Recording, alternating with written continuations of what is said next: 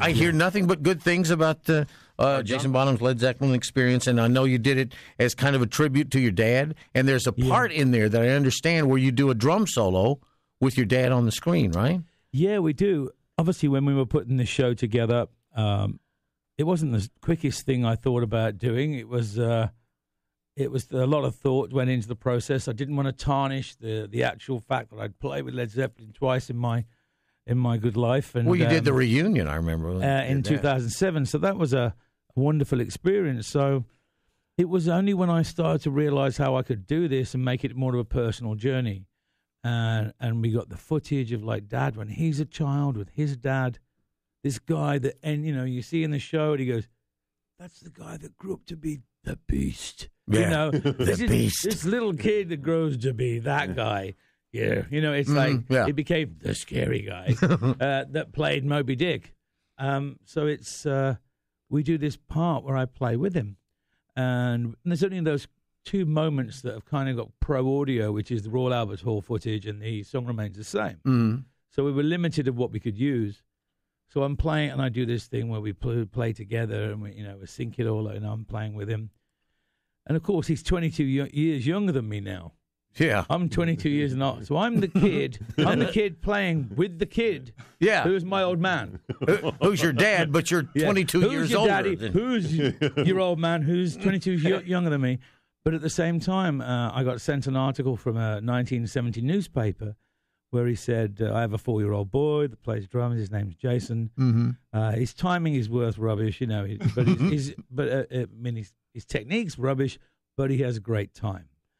He'll be very good one day, and I hope to play with him on drums next to me at the Royal Albert Hall." And I had no idea. I've been doing it, for the last 27 nights. So. Well, now, people, ever since the Zeppelin reunion in 2007, everybody's been clamoring for a big reunion tour and everything. Turned down, what, $200 million offer to get $200 million? Get out of here. Yeah. Turn it down. I mean, you would do it, right? Higher? More than $200 million? $500 million? Higher? $1 billion? Whoa, okay. Level it off. Level it off. Wow. And then, would you got to count in the other guys? Yeah.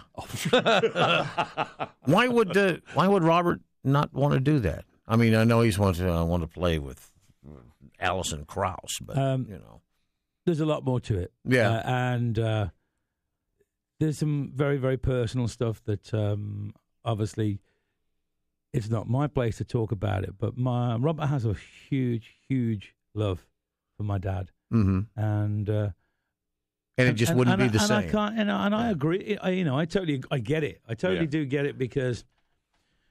When we had the conversation, and he said, "Listen, your dad would be so proud of how you play and how you've kind of lived your life, this chasing the dream, and respecting his work." And he goes, "And you were phenomenal on the night." He said, "But to me, Led Zeppelin was with John Bonham on drums and not with Jason."